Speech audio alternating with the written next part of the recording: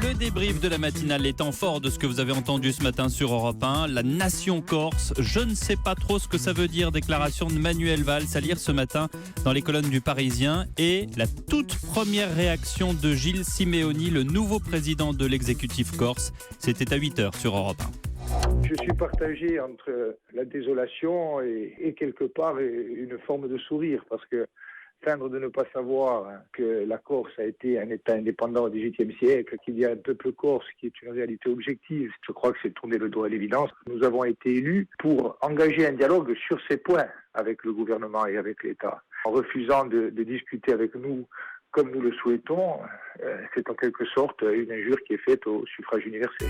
Une injure au suffrage universel, dit Gilles Simeoni, interrogé ce matin tôt par Marguerite Lefebvre. Une journaliste française expulsée de Chine pour avoir écrit un article qui a déplu au régime. Une décision totalement contraire à la liberté de la presse, qui met Danny Cohn-Bendit en colère, surtout qu'on le rappelle.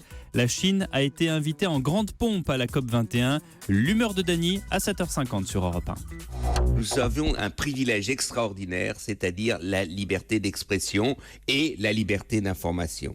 Regardons autour de nous la Russie, l'Égypte, l'Arabie Saoudite, la Chine, la Turquie, les pouvoirs autoritaires, pas seulement les pouvoirs totalitaires, s'en donnent à cœur joie pour limiter la liberté d'expression, la liberté d'informer. D'un autre côté, pour notre sécurité, soi-disant, pour notre bien-être, soi-disant, eh bien, la réelle politique se soumet à la volonté des dictateurs.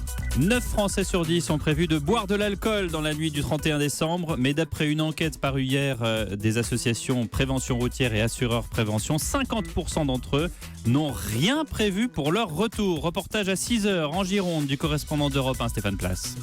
On va tout organiser à la maison et tout le monde reste couché à la maison, comme la pub à la télé, on mange les croissants après, le lendemain matin, tranquille. Et puis il y a Stéphane, lui, comme chaque année, le sait déjà, il se limitera à l'eau et au jus de fruits. J'arrive bien après que la soirée ait commencé, puisque je travaille de nuit. Donc oui, je me sens responsable par rapport à mes amis qui sortent et ils savent très bien sur qui ils peuvent compter. Et voilà, je les ramène en général. Je suis Sam, donc c'est moi qui conduis, donc qui boit pas.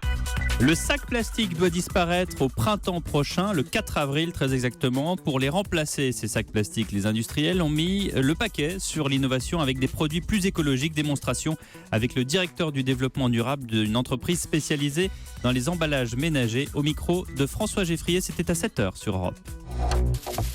Là, vous avez le crissement d'un sac fruits et légumes, un sac salade en polyéthylène traditionnel. Et là, le même sac ayant les mêmes résistances, vous avez un bruit bien inférieur parce que c'est un matériau qui arrive à allier souplesse et résistance à base de fécule de pommes de terre. Et ces sacs en bioplastique sont biodégradables. Au bout d'un an, il est complètement disparu.